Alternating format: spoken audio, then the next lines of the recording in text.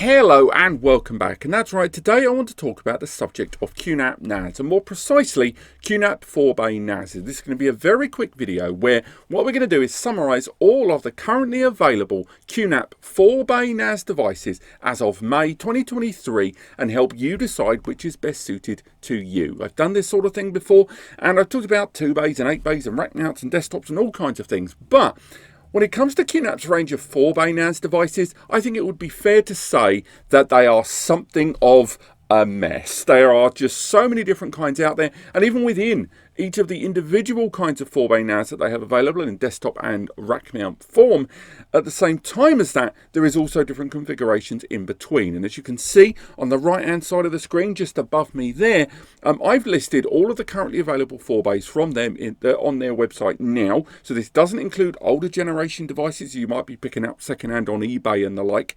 And all of their pricing is up there as well, and I've listed them by the current available pricing on Newegg over in the US right now for all of those devices. And I'm going to go through every single one of them very quickly, but with each of them I'm going to talk about what their good points are, what their bad points are, and ultimately who is the target user for each of them. And hopefully in this video I help you decide which of these QNAP 4-bays best suits your needs. Now, before we go any further though, very quick.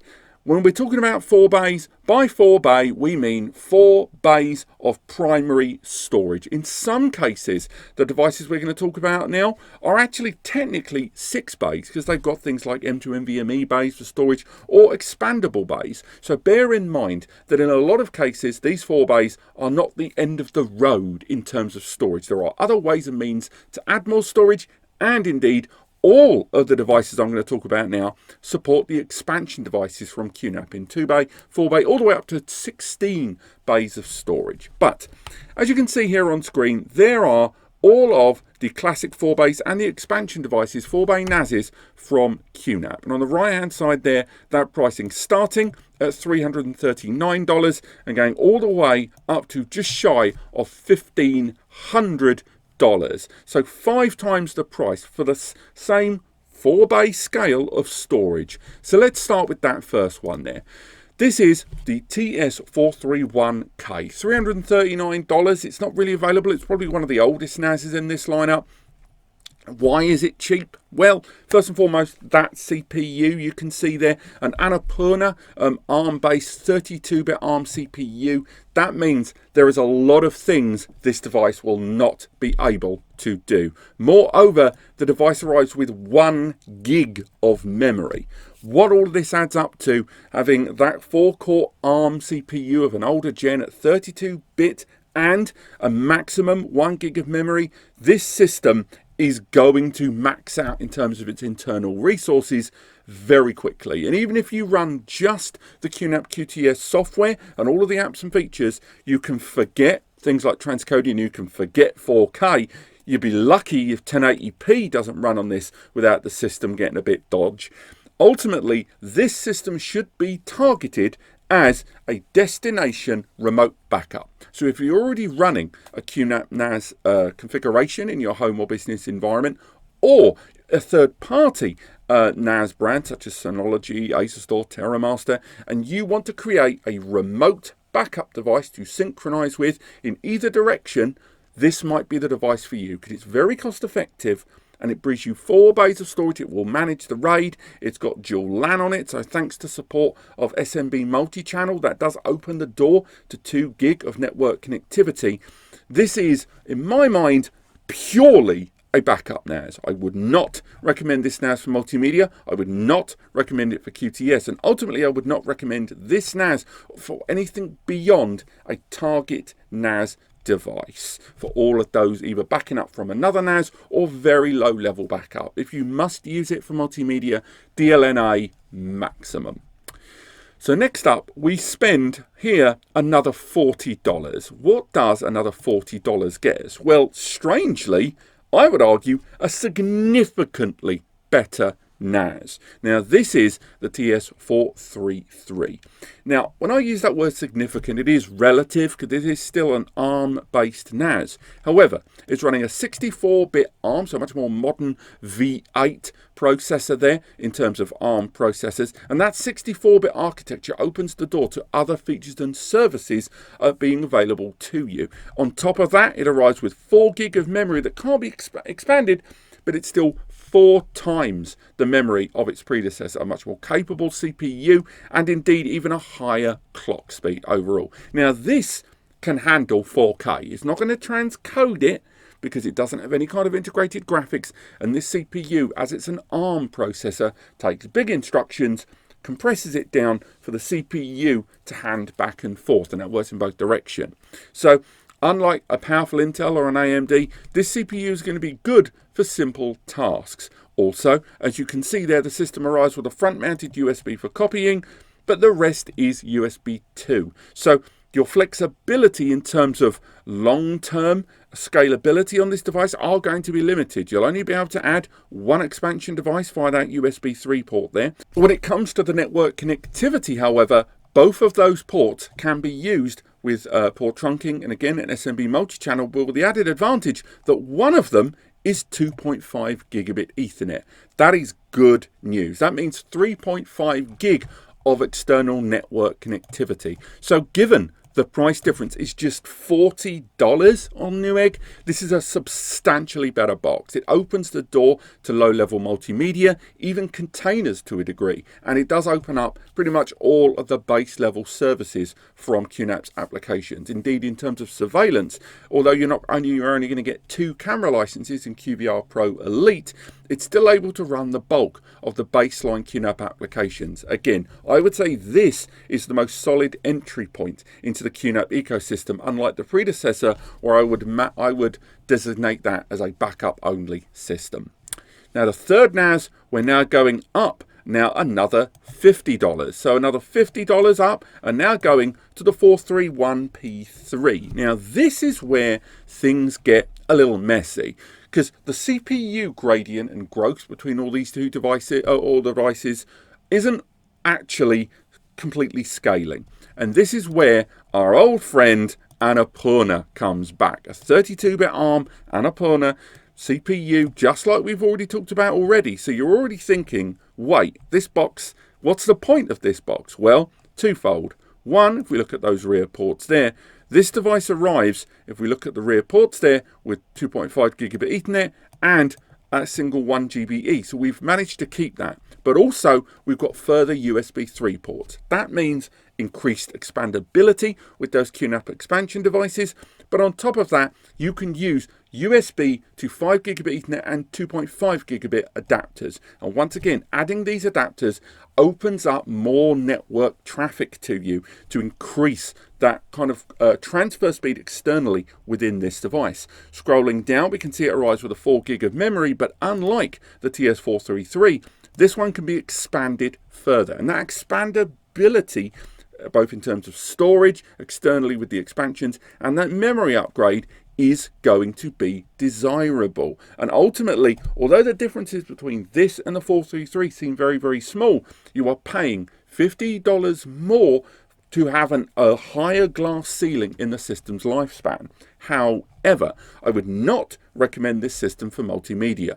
I would still say this is a nice entry-level QNAP, very entry-level, but not for the multimedia user. This is for just backups and standard connectivity, but not just pure backups, because it will still give you access to QVR Elite, give you access to the multimedia apps, even QMAGI with AI photo recognition, hybrid backup sync you will have access to on this. But anything to do with virtual machines, anything to do with transcoding, anything like that, it is off the table. Next up, we've gone ahead and spent another $70, right? Or 60 something, $77 more. So for $77, the key letter is this X here on the 431K. So let's bring that up. Now the 431KX is where a little feature called 10 gigabit Ethernet appears. That's right. because this is where we get a 4-bay with 10 GBE on board. Now, it is fiber channel, so this fiber means you are going to need to use transceivers or pre-designated DAC cables, but alongside that and a couple of gigabit Ethernet ports, you've got a 12 gig of external network connectivity possible. And bear in mind, this is a 4-bay device that's going to have 4 drives inside in a RAID 5, a RAID 6, or maybe a RAID 0. But ultimately that means you're going to get increased performance with those additional drives. Now, much like the 431p3, this is a system I would designate as file transmission. It's still not going to be uber fast. Given the price tag, you shouldn't be surprised. But at the very least with this, you have got 1000 megs external connection open and available to you. And at the same time, although the system arrives with 2 gig of memory, it can be scaled up to 8 gig, and that CPU, although very lackluster, and again it's even an older gen than some of the ones we've talked about, is still going to be enough for those light network processes. And indeed we've still got USB 3 ports there, so this I would say is where the road towards a cost-effective 4-bay for a remote or network backup, the door closes, because after this point we start talking about more powerful and capable systems. Now this is where things get funny, because instead of going up, we're actually saving $20 here. And moving on to the TS462, probably one of the more modern devices we've talked about thus far. Now this is an Intel dual-core powered system running on the M4505. This CPU here is a dual-core Intel x86 processor with a decent little integrated graphics component on board. It also arrives with 2 gig of DDR4 memory that can be upgraded to 16 gig. So why on earth is this cheaper than the one we've talked about? Well, that's because it doesn't feature 10 gigabit Ethernet. This system arrives with a single 2.5 gigabit Ethernet port on the rear. So you lose a lot of that broader external bandwidth, but what you gain is firstly USB 3.2 Gen 2, so 10 gigabit USB connectivity, but you also gain an M2 NVMe slot, so you can add enhanced network connectivity there. And much like the device we talked about a few options ago, this is a device that is built around expandability. Alongside its 4 storage bays, it's also got 2 M2 NVMe bays inside, and although they are Gen 3 times 1, so 1000 megs bottleneck for both of them, this is the first device we've talked about where it's a 4-bay that's technically a 6-bay. And this means this device has greater scalability. It has greater scalability in expansions with those 2 USB 3.2 Gen 2 ports there. And thanks to that CPU and having integrated graphics, this is the entry point for a Plex media server from QNAP. Now, having 2 gig of memory, I would still upgrade that memory to at least 4, but this is the system I would recommend to people that are looking for a multimedia center with transcoding, who want to enjoy 4K, or perhaps want to run more advanced containers in Container Station, or installing Portainer as a through, but don't want to spend a lot. And at $469 for this 4-bay, and the option to expand things over those M2 NVMe's, the option to expand things on the PCIe, and the option to expand things utilizing expansion devices over USB, there's a lot to enjoy here. And also remember, you can use those 2.5G and 5G to USB adapters to bolster that network connectivity further. It's also the first NAS we've talked about with an HDMI output. Indeed, HDMI output on QNAP NAS is a lot more common than you think it is. And that's because if you use a CPU that's got integrated graphics, the QNAP runs a completely parallel software on the side known as HD Station. And HD Station has its own separate graphical user interface, controllable with a remote control, a keyboard or mouse, a network remote control, and more. And this allows users to have a greater element of access to their NAS for surveillance, for virtual machines, or just enjoying high-end multimedia from the comfort of their sofa. Ultimately, this is the more polished multimedia entry point for those that take their media a bit seriously, want to enjoy a bit of 4K, and definitely want to integrate Plex or perhaps MB or Jellyfin or even Kodi into their multimedia home setup. Now, next up, we go to the TS464. The price goes up nearly $100, but this is pretty much the fully featured solution. If you're not sure which QNAP 4-bay you want to go for, but you kind of want a little bit of everything, this is the one for you. And this NAS sits right in the middle of the entire portfolio, because this one gives you a Celeron processor at quad core, and this CPU is a nifty little one, 2.0 to 2.9 gigahertz with burst. It arrives with 4 gig of memory that can be scaled up to 8 gig, or in more recent times, as you can see, they are slowly rolling it out. Fixed 8 gig memory on some of these devices due to memory shortages, which isn't popular with everyone. On top of that, this 4-bay also has those 2 M2 NVMe slots inside and has a PCIe upgrade slot as well. And it even has 2 2.5 gigabit Ethernet ports there. What I'm saying is, for that extra close to $100 versus the TS462 we just discussed, this one pretty much doubles everything. It doubles the memory, it doubles, or in quadruples the memory if you get the fixed model. It doubles the network interfaces.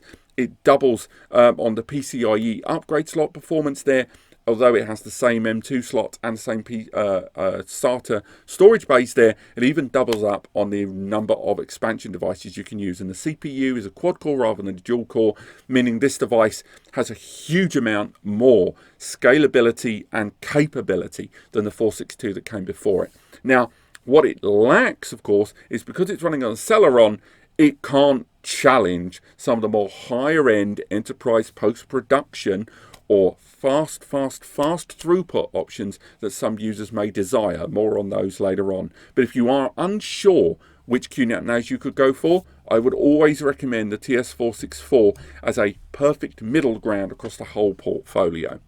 Now, this is where things get a little messy, and the next two devices are pretty much the crux of the reason why QNAP's 4-bay portfolio is considered messy by me and a lot of other users. The next device, bring that there, wrong order, is the TS431X3. Now, you may be thinking, X, that means 10 GBE, and you'd be right to think it. But there's more to it than that. Bear in mind, this device here was 489, and this device we're about to talk about is 559. Now, this device, again, it's got USB on the front there.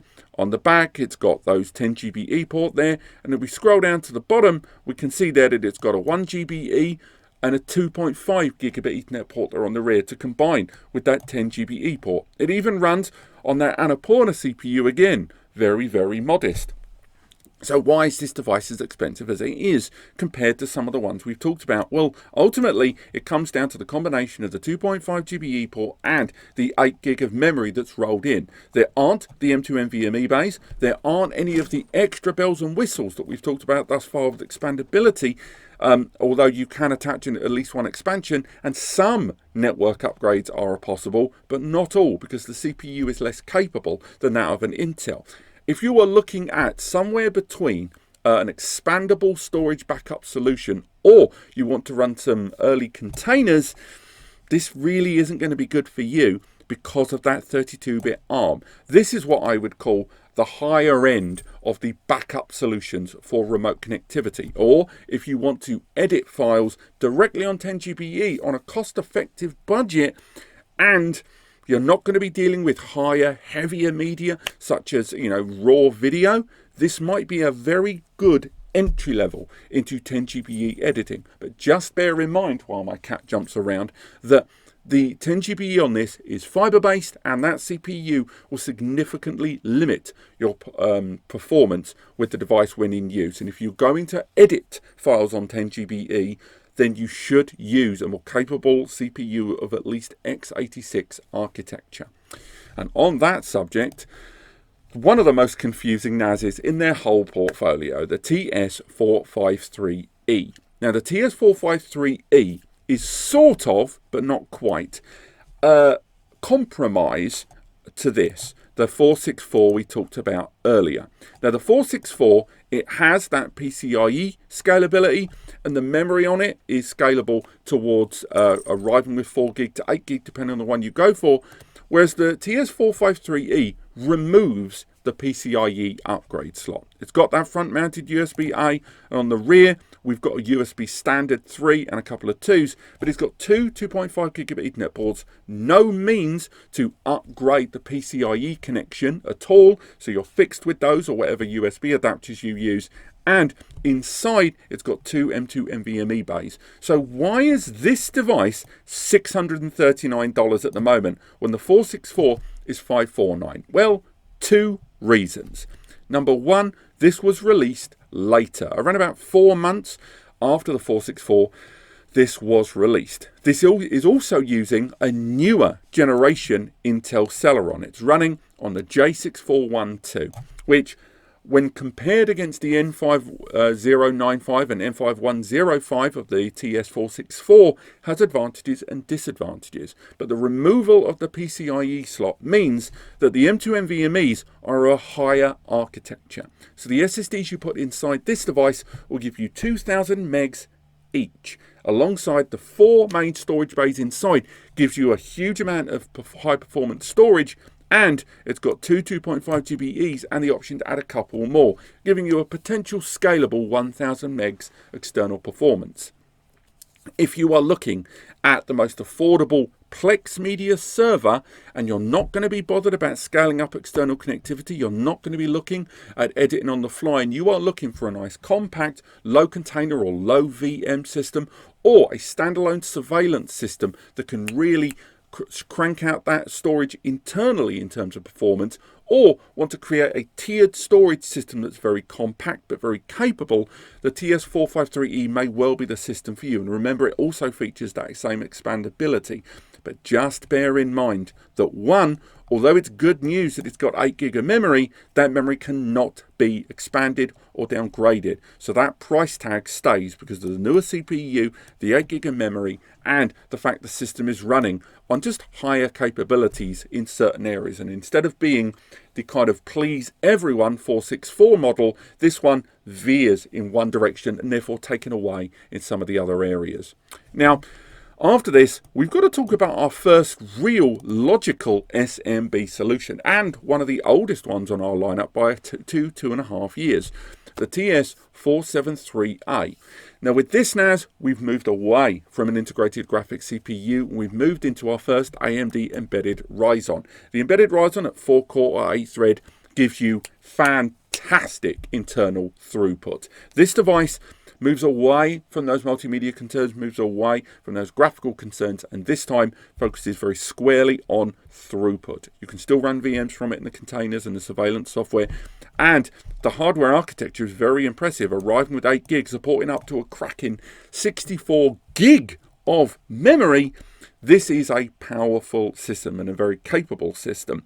It also arrives, as you can see, with a couple of M2 NVMe slots. Expandability is pretty darn high, and with alongside the USB connectivity there on Type A, it's got 2 PCIe upgrade slots there. That really opens up the range of things you can do. So obviously you've got network connectivity upgrades there for 2.5, 5 and 10 gig Ethernet there that can be added to this system in 1 or 2 ports. But what's really intriguing is this is our first system that supports graphics cards. You can add graphics cards inside this system and therefore add that graphical capability you didn't already have, or pass through those for a VM and a more powerful, capable VM or database. This is a system where things get real business real quick. However, bear in mind that CPU and indeed the power consumption of this device in general is higher than what we've seen so far. So bear in mind, there's a reason this is a business NAS, and also this is our first metal cased NAS, and the metal cased NASs have a tendency to make more noise when in operation, and as mentioned, they do or consume just a little bit more power there compared to the ones we talked about so far. If you're a business user or looking for a surveillance NAS for serious needs, whether you can scale it up, this is going to be the one for you. And if you're a business user looking at external throughput, larger databases and VMs, this is another great entry into that. But again, at $779, we've already more than doubled the budget that we started with there. So moving next, we look at the strange NASs. This is one of 2 strange and very specific model NASs. I include them even though they are very on the cusp of what we've talked about thus far. This is a 4-bay silent NAS. It runs on SATA hard drives and SSDs at 2.5 scale, and this system running with a couple of 2.5 gigabit Ethernet ports on the rear, arriving with that Celeron J6000 CPU that we just talked about in the 453E, and arriving with 8 gig of fixed memory. This is, they consider, a gamer NAS. I disagree with that because of the maximum external connectivity of around 550 meg, but still nonetheless, this is a NAS with a huge amount of scalability, not only in terms of the usual network expansions, but those USB ports allowing network upgrades at 2.5 and 5 gig each, as well as attaching a myriad of different supported USB devices to it. It's also, as mentioned, our first silent NAS. This runs completely on heat dissipation internally. And if you're looking for a NAS that's going to make no noise in your local area environment, definitely one for the working professionals, this will be the one for you. But bear in mind, as you can see, despite its modest size, and I've reviewed pretty much all of the NASs we talked about today on other videos and articles, this is one of the least cost-effective NASs in terms of what you are getting for that price. It's a Celeron instead of a embedded Ryzen for some decent throughput. It's not an Intel Core, and with it, those 4 SSDs that you're running inside are going to be limited to the external 2.5 gigabit Ethernet connectivity there. And remember, SATA SSDs, not NVMe's. Again, one for those that care about the noise of their NAS, and one for those that are looking for fast internal throughput and no noise while it's going on. External throughput, less so. So next up, we go to the second half of that same product family with the i410X. Now, as the X would suggest, this is a NAS that has 10 gigabit Ethernet, but it doesn't just have one, it runs on 2 external 10 gig ports, and these are copper as well. This is a serious NAS, and this is largely considered the i4 industrial NAS. That's what this is. It's got the same USB connectivity there, although the CPU has ramped up substantially into a much more powerful CPU than what we've talked about thus far, with integrated graphics on board of the Intel 10th gen, so not any of the none of the 12th gen stuff. As you may have already seen, not only is it already supporting those SATA drives inside, but on top of that, that expandability means that this is a device that is designed with the core brain of this, as you see here, with the very particular power input for certain low or high temperature environments where it's going to be deployed within. But those USB ports are hugely optimized. Oh, I say optimized, they're targeted in this system for adding those 2, 4, 8 and 16, or less the 16 bay expansion, more the 8 bay, for adding to this system over JBOD and expanding that storage externally when needed. But just bear in mind, this, much like the 410 that I just discussed, are very specialist pieces of equipment. And if you don't think you need a silent NAS, these are not going to be the ones for you because they're really not part of that range. Now, last 2 NASs I want to talk about here are for creatives. They are very much for photo video editing, and they both target a different audience. Also, both of these are my recommended top-end Plex 4 bays over all of the devices I've discussed. Hold up, I nearly forgot. The TBS 464, one of the strangest NASs that QNAP have ever released. Now, very much in the same guise as the 2 NASs we've just discussed, the TBS 464 is designed around SSD storage, sure, but unlike going down the 10 GBE route, this device running on a Celeron processor, arriving with 8 gig of memory there, cannot be upgraded. It's not silent. It has a fan inside. It runs on a couple of 2.5 gigabit Ethernet ports there on the rear, and it runs with the same USB that we've discussed. What makes this any different to anything we've discussed? Well, what makes it different is this is a purely M2 NVMe based NAS. This system arrives with 4 M2 NVMe slots instead. They've removed SATA entirely. Now, externally, you're never going to realize that performance, even though all of them have been throttled down in terms of their connectivity to PCIe Gen 3 times 2, so 2000 megs each. That's still a potential 8000 megs of performance, more likely close to the 6.5, 7, that this system can manage internally if that CPU was more powerful. We are running a Celeron, so chances are this will top out at around 3.5 to 4,000 megs on a good day with everything running right. But that will never be realized externally. Externally, it has those two 2.5 GBE ports and no 10 GBE. Now, this is because Celeron processors have only got a finite number of PCI lanes on both the CPU and chipset combination when these things are put together. So clearly, internal performance-wise, this is really going to break records. But externally, that external throughput, you're not really going to see it. That means this is going to be very good for things like Plex Media Server, very good for things like VMs and containers. Less so for surveillance, I would say, because you're going to have a large recycle rate on the data on surveillance that NAND on SSDs is less optimized for. And certainly for live editing, unless you're going to take advantage of SMB multi-channel or port trunking, which would be messy with a device at this scale, this isn't really going to be ideal for content creation. But as a portable NAS that's easy to deploy, it is a very intriguing system. And arriving at just that $599 price point, it's not an expensive NAS either. Although we've talked about some pretty chunky NASs up to this point, $599 with this system having quite similar specifications as that TS464, but a lack of PCI upgradability still means that for those users that want to target M2 NVMe for the storage in their NAS, this will be a very desirable NAS for them. But let's move on to our final two NASs. And these are for content creators. These are for editing professionals. These are for those that want to go Plex but are looking at 8K and higher.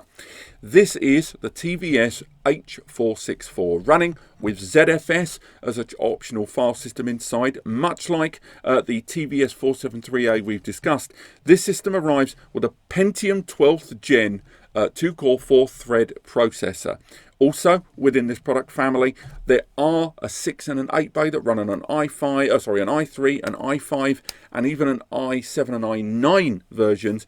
This system, unfortunately, arrives with a Pentium, which is a real shame. But this 4 bay has got those two M2 NVMe slots inside at PCIe Gen 3x2, unlike the Gen 4 in the larger systems, and it also arrives with 2.5 GBE by default. So the 8 gig of memory that can be upgraded to 64 is good news, and the fact it's got a couple of very nice PCIe upgrade slots. And those PCIe's, as we go down and have a quick look at them, as we can see, one of them is a Gen 4.